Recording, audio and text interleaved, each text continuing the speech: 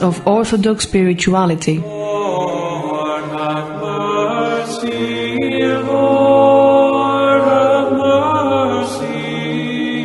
A wondrous journey into Orthodoxy. Lord, have mercy. Prepared and presented by Angeliki Antonakou, Lekea. Lord have mercy, Lord have mercy, Lord have mercy, Lord have mercy, Lord have mercy, Lord have mercy, Lord have mercy, Lord have mercy. Lord have mercy, Lord have mercy, Lord have mercy, Lord have mercy, Lord have mercy, Lord have mercy, Lord have mercy, Lord have mercy, Lord have mercy, Lord have mercy, Lord have mercy, Lord have mercy.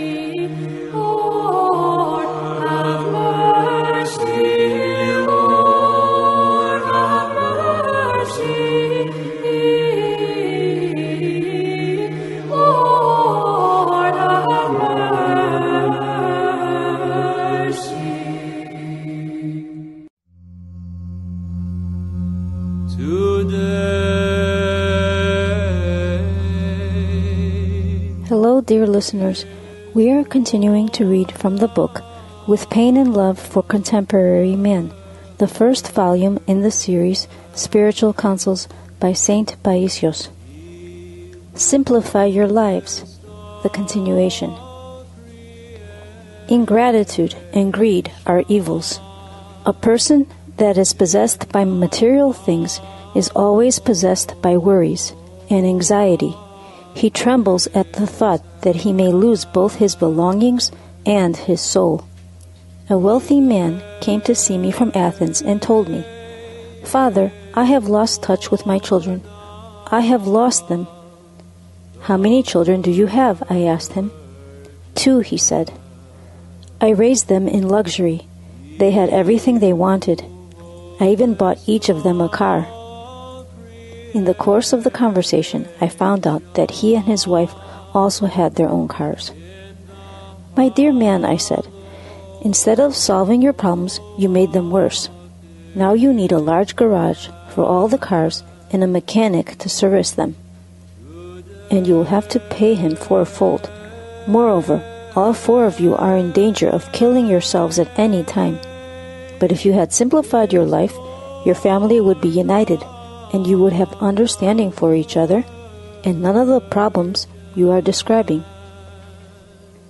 It's not your children's fault, it is your fault for not trying to raise them differently, simply. A family does not need 4 cars, a garage, a mechanic, and so on.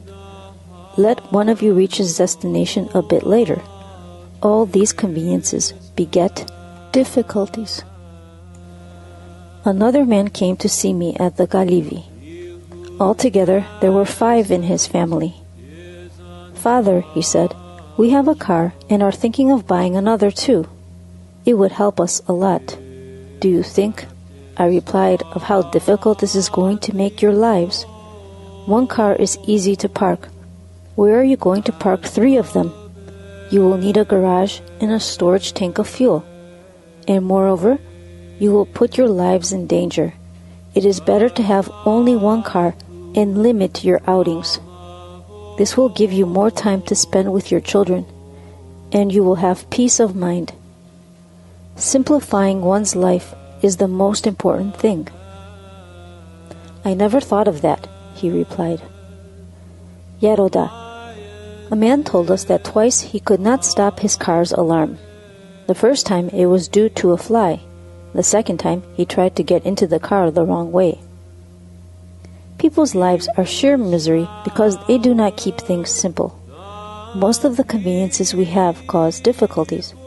Those who live in the world often drown in abundance.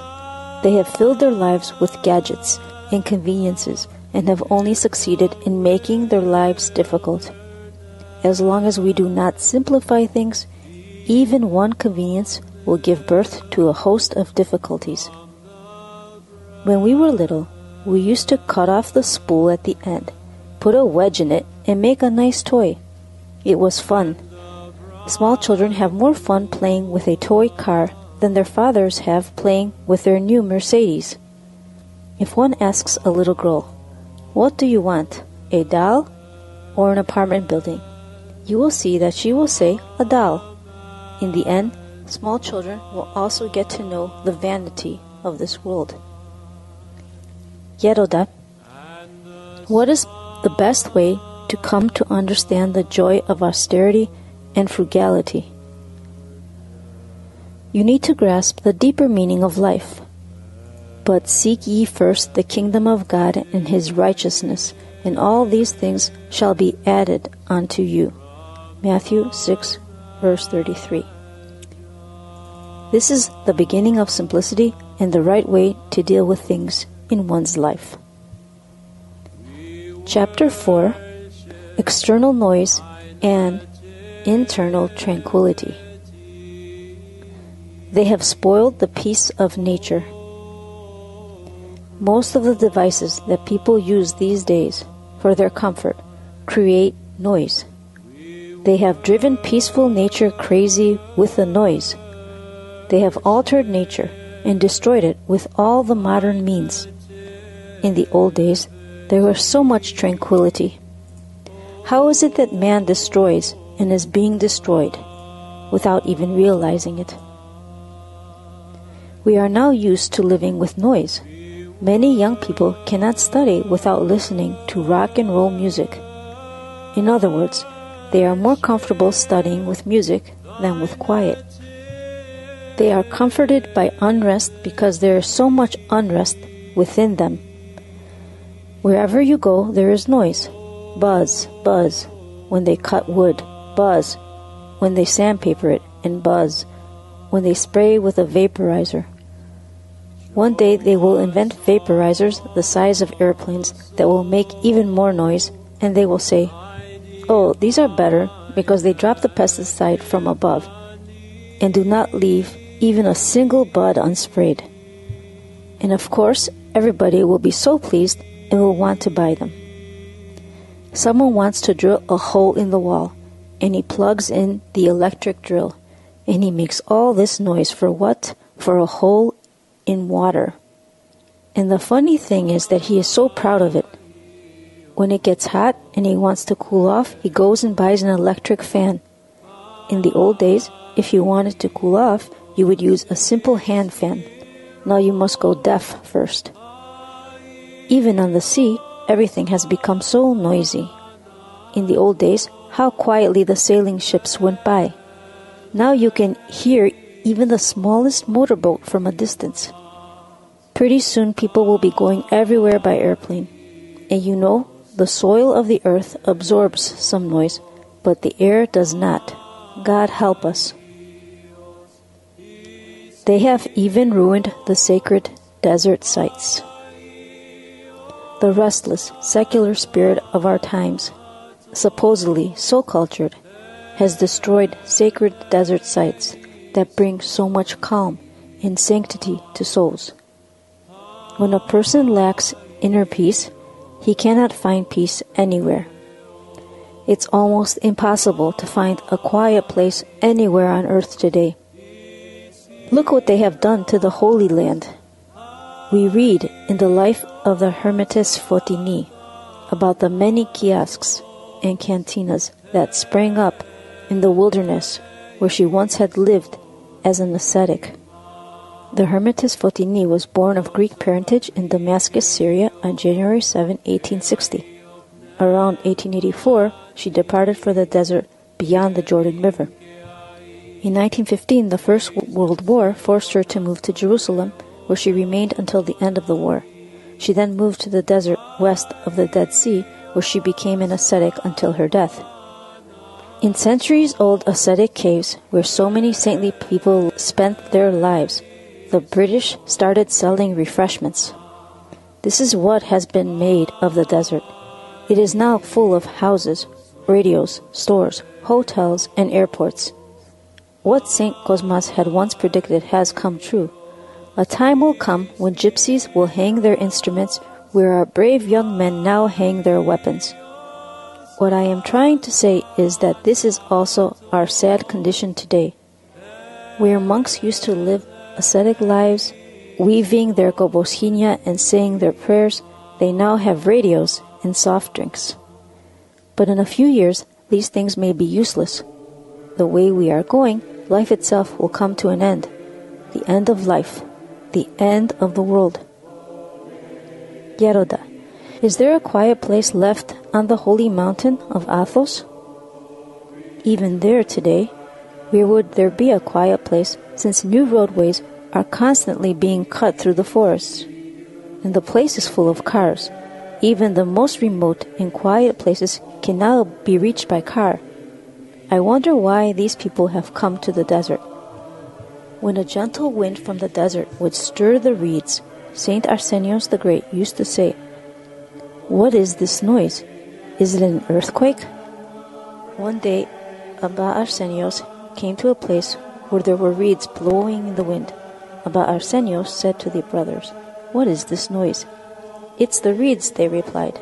The Abba then said to them, "When one who is immersed in silent prayer hears the song of a little sparrow, his heart no longer experiences the same peace.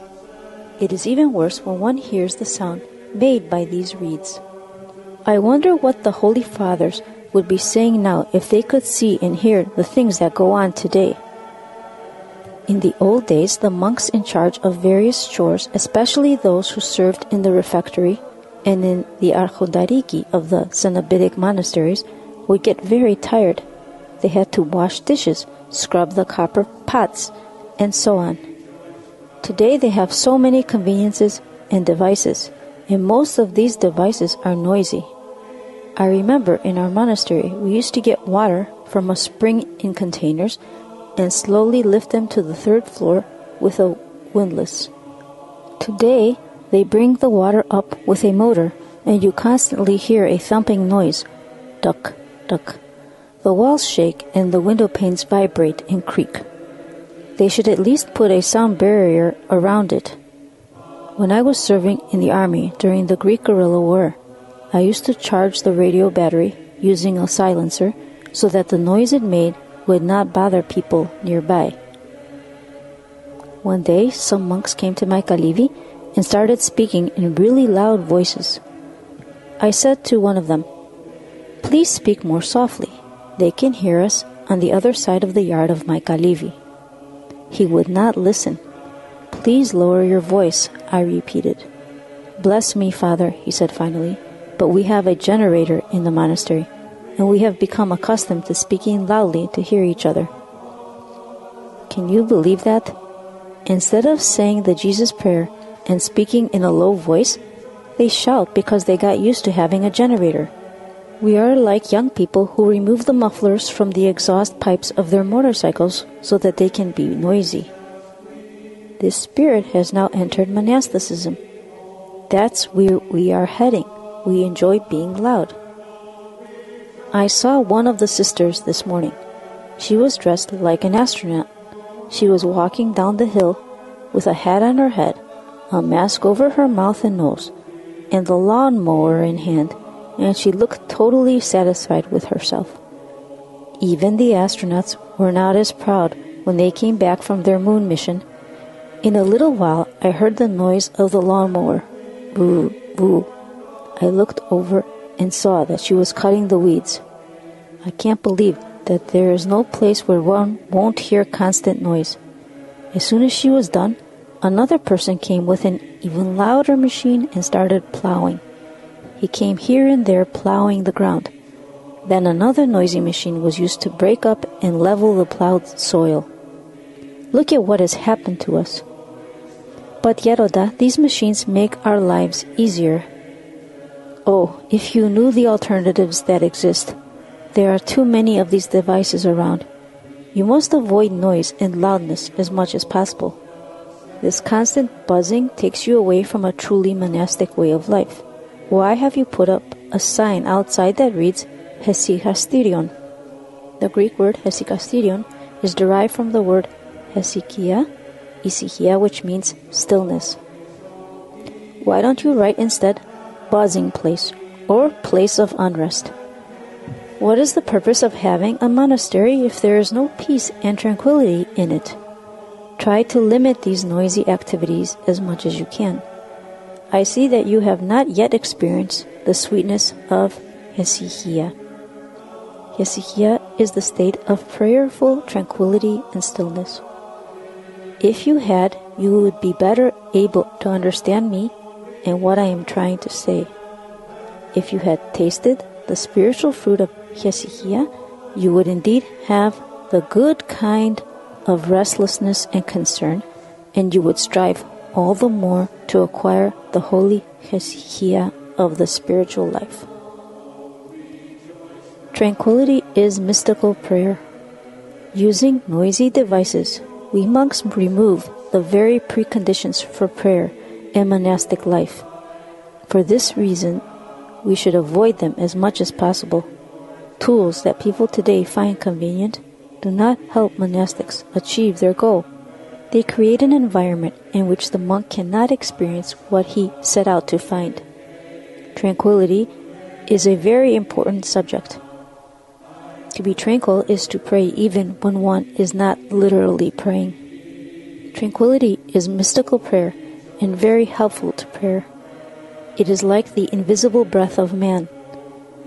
A monk who labors spiritually in tranquility will find himself immersed in the Jesus prayer. Do you know what immersed really means? When a small child rests contentedly in his mother's arms, he is quiet. He does not speak. It is a deep union, a silent communication. This is why it is good for monasteries to be located in isolated areas, away from archaeological sites, worldly noises, and great crowds. When a quiet environment away from the world is combined with discerning asceticism and unceasing prayer, the result is inner tranquility. Peacefulness in one's soul is an essential precondition for refined spiritual work. When one attains this state, he is no longer annoyed by external distractions.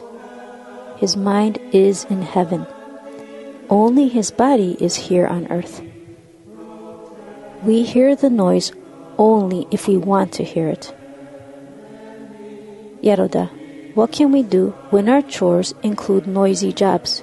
If, for example, we need to use a machine. When we must work in a noisy environment, chanting quietly is very helpful. If you find it too difficult to concentrate and say the Jesus prayer, then chant. And you must be patient. When I travel from Mount Athos to Thessaloniki, the boat ride can be very noisy. I sit in a corner with my eyes closed, as if I am asleep, so no one will disturb me, and I chant. I chant everything you can imagine. I chant the hymns, Axion Esteem, It is Truly Meet, and the Aios o Theos, Holy God, many times. The boat makes a hum that accompanies my chanting really well. It holds the ison for Papa Nicolao's Axion Esti and Nilios's Aios o Theos. Ison, the continuous underlying bass note in Byzantine chant. The boat's hum works perfectly with them. I chant mentally, but my heart also participates. At any rate, I think that it is not so much the outer noise that is disturbing, but one's inner concerns. You can always avoid hearing sounds, but you cannot avoid hearing your own worries. The problem is the mind. Our eyes may look at something without really seeing it. When I'm praying, I have my eyes open, but I don't really see anything. I am walking and perhaps seeing a landscape and so on, but I am not really seeing it. When someone has difficulty saying the Jesus prayer in a noisy place, it is because his mind is not completely given to God. A person must attain a kind of divine absence of mind in order to experience inner tranquility and not be distracted by outside noises while praying. One can actually reach a state of divine absent-mindedness that he no longer hears any noise, or hears it only when he wants to, or probably when his mind is ready to come back from heaven. And we will reach this point if we work spiritually, if we strive. Then we will hear only what we want to hear. When I was in the army, I told a fellow soldier who was very pious, "We will meet at such and such a place." "But there is a loudspeaker there," he replied. "If one wants to hear it," I said, "he will hear it, and if he does not, he will not." When our minds are absorbed in something, Do we hear other things? In the forest across from my Kalivi, they have stripped the mountain with chainsaws. When I was absorbed in reading or praying, I did not hear a thing. When I stopped, I heard every single sound. We should respect the tranquility of others. When we are not the ones making the noise, we should not worry. God knows. It is bad when we are the ones causing the noise. We must be careful not to disturb others. If we do not want to pray, we should at least not interfere with the prayers of others. If you realized how damaging noise can be to a person who is praying, you would be very careful not to disrupt her. Not being disruptive is a personal obligation, and one that greatly assists the community. If one does not feel that obligation and carry it out wholeheartedly with love, the outcome will not be good. We do not carry out the obligation of quietude as if we were fulfilling a requirement out of self-discipline. When we maintain quiet as if it were a self-discipline, we feel tense and think, now I must walk this way so that I will not disturb. Now I must not walk as freely as I would like to. The point is to be mindful of others who are praying, to do it willingly and with joy, because the other person is communicating with God. There is a big difference between these two attitudes. Whenever we do something with our hearts, we feel joy, and it is also good for us. When we feel the need to respect the other person because he is praying, we are left with a sense of awe. When we have respect for others, we also have respect for ourselves. We do not put ourselves first. Philotimo replaces self-love. We should put ourselves in the other person's place and always think, if I were in her situation, how would I want others to treat me? If I were tired, if I were praying, would I want people to bang doors like that? When you put yourself in another person's shoes, things look different. In the past, life in the Cenobitic monasteries was so beautiful. There was such peace. We had a clock that struck every quarter of an hour to remind us to say the Jesus prayer. When we became distracted or forgot that it was time, the clock would remind us. It really helped a lot. When the fathers were saying the Jesus prayer, there was such peace and quiet in the monastery. There were 60 fathers in my cenobium on the holy mountain, but it was as if there was only one Hesychast. We all had the Jesus prayer in our minds and hearts or in our mouth. When we were in church, a few of us chanted, and the rest prayed mentally. It was the same with the different monastic chores and duties we had to carry out. There was stillness and quiet everywhere. No one was loud. There was no shouting. We all did our assigned work without making noise. We moved about quietly, like sheep. One could always see monks move silently from one place to another. It is different today. They have put aside a specific time for each thing. A time for chores, a time for quiet, a time for curfew. In the past, we worked based on the assignments we had. Everyone had his assigned work, and that's what he did. If we want the holy solitude and sweet stillness of the blessed desert to help us become peaceful, to help us get rid of our passions and come closer to God, we must develop true love and respect for it. We must be vigilant so as not to adjust the holy desert to our passions. This would be great in piety, like going on a pilgrimage to holy Golgotha with a bouzouki. Good thoughts are the antidote to noise pollution. Noisy devices are used today, even for small things.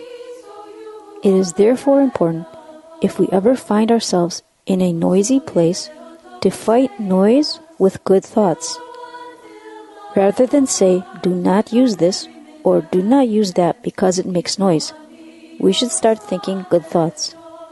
For example, when you hear a spraying machine, You could try to imagine that it's coming from a helicopter and think something like, what if one of the sisters had become gravely ill and the helicopter were coming to take her to the hospital? Wouldn't I be upset then? Thank God we are all well.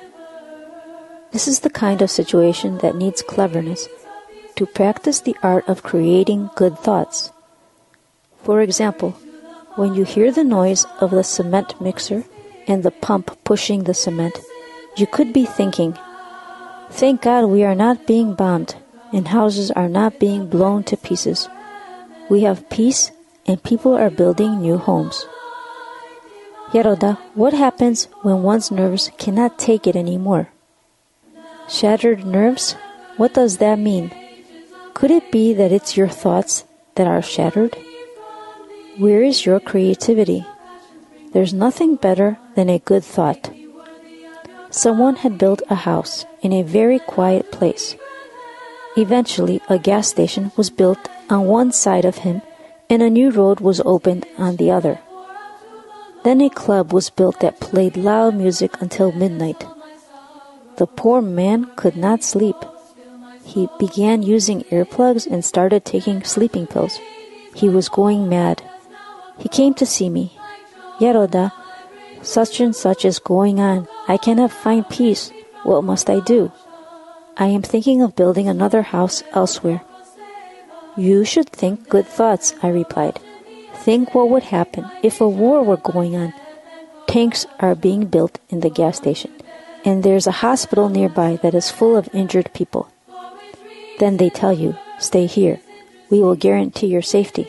You can go out of your house freely, but only up to a certain point, because you may come under fire.